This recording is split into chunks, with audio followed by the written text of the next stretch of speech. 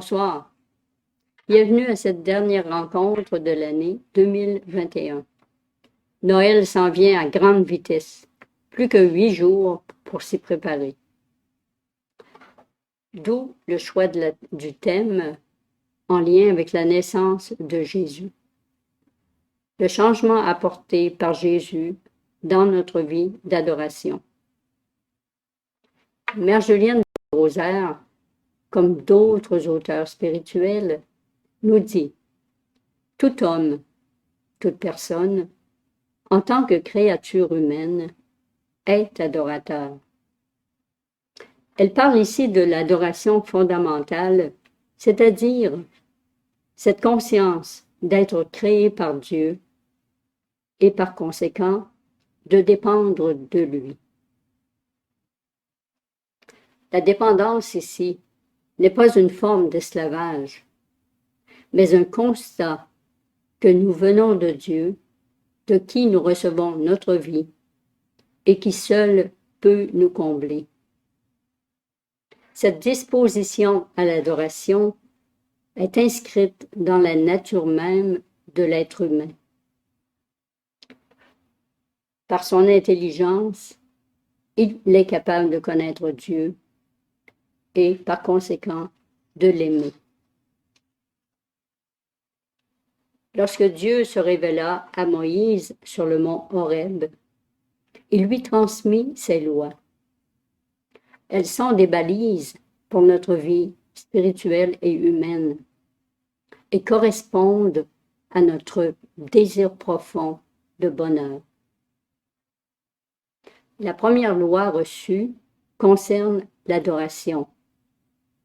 C'est très révélateur de l'importance de l'adoration pour la personne humaine. De plus, il y a dans ce commandement une précision à ne jamais oublier. Un seul Dieu tu adoreras. Dit autrement, je suis le Seigneur ton Dieu. Tu n'adoreras pas d'autre Dieu que moi. C'est une mise en garde nécessaire, parce que bien que l'adoration soit inscrite en nous, c'est toujours possible de se laisser détourner par les faux dieux, parce qu'ils sont très attrayants. C'est le danger qui guettait constamment le peuple hébreu. D'ailleurs, dans l'Ancienne Alliance, Dieu, par la voix de ses prophètes, n'a cessé de le prévenir contre ce danger et d'essayer de le remettre sur le droit chemin quand il s'égarait. Devant l'écart de plusieurs, Dieu décida de venir transformer l'être humain par l'intérieur. Écoutons Ézéchiel au chapitre 36, verset 26. Je vous donnerai un cœur nouveau. Je mettrai en vous un esprit nouveau. Je mettrai en vous mon esprit. Je ferai en sorte que vous suiviez mes lois.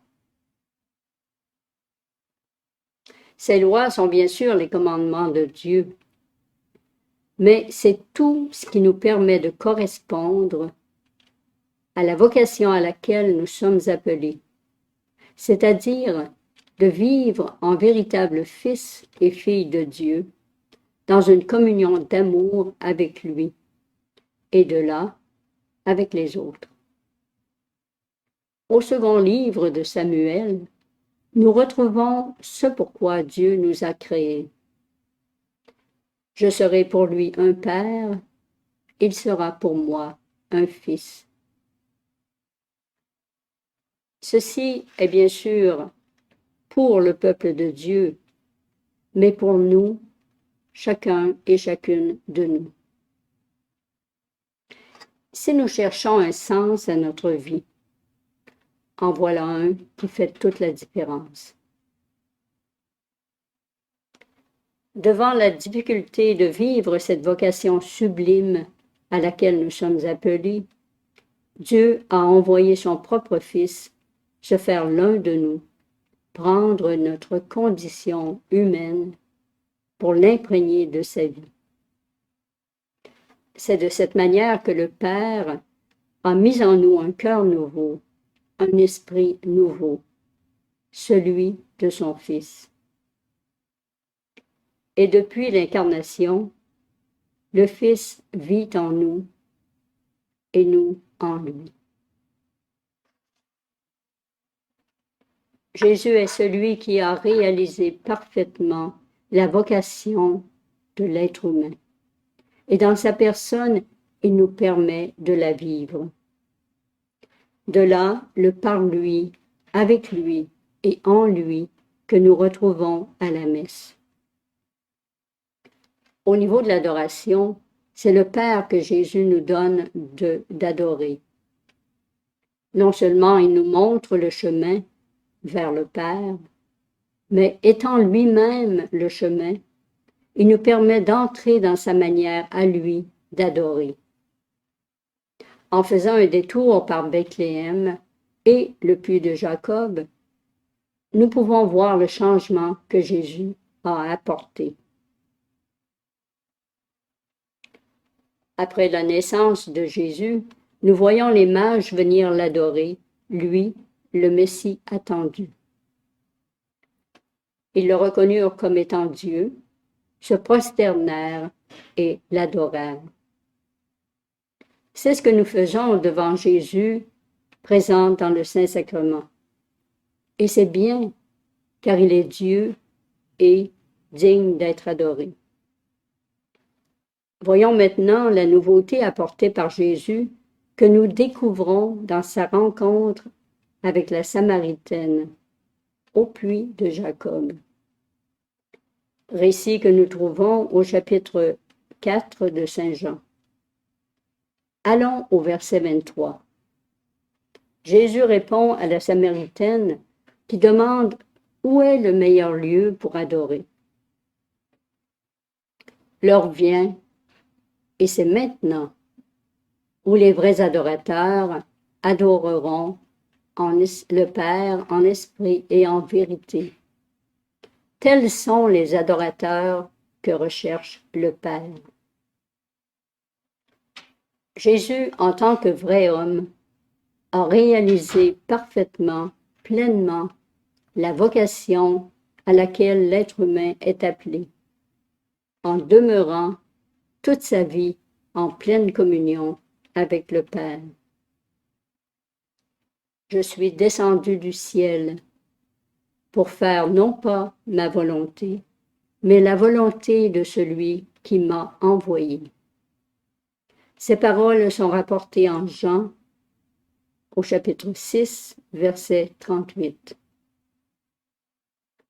Jésus, sa vie, Jésus l'a vécue dans l'adoration, c'est-à-dire en faisant toujours la volonté de son Père, puisque l'adoration, dans son sens plénier, est la remise de nous-mêmes à Dieu.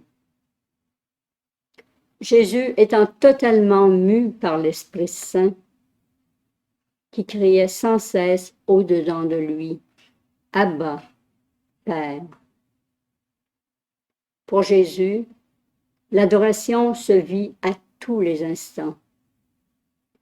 Son être même est adorateur. Et son adoration s'exprime en s'offrant lui-même au Père, en étant un oui vivant à sa volonté. L'acte sommet de l'adoration de Jésus a été sa mort sur la croix, qu'il a anticipée à la scène. Il a alors institué l'Eucharistie pour continuer à vivre son sacrifice rédempteur, pure offrande de lui-même, acte d'adoration de tout son être, pour nous permettre d'y prendre part et de devenir ainsi de vrais adorateurs, de vraies adoratrices. En Jésus, notre adoration se vit en esprit et en vérité, c'est-à-dire dans l'Esprit Saint et en Jésus qui est vérité. Autrement dit, notre adoration se vit par lui, avec lui et en lui, au souffle de l'Esprit. On peut comprendre pourquoi le Père cherche de tels adorateurs. Parce que c'est la manière par excellence de vivre en communion avec lui.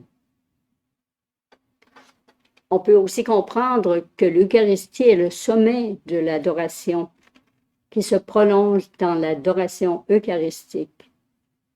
Et qu'en laissant Jésus vivre en nous, nous pouvons devenir des Eucharisties vivantes. Je vous laisse méditer tout cela. Nous y reviendrons de différentes manières après les fêtes, à partir du 13 janvier. Avant de nous rendre à la chapelle, regardons un peu comment vivre concrètement l'adoration en esprit et en vérité, à la lumière de ce que nous venons d'entendre. D'abord, dans notre quotidien, en essayant de se conformer à la volonté de Dieu, qui s'exprime bien sûr dans la parole de Dieu, mais à travers nos engagements et les événements qui nous arrivent, si petits soient-ils.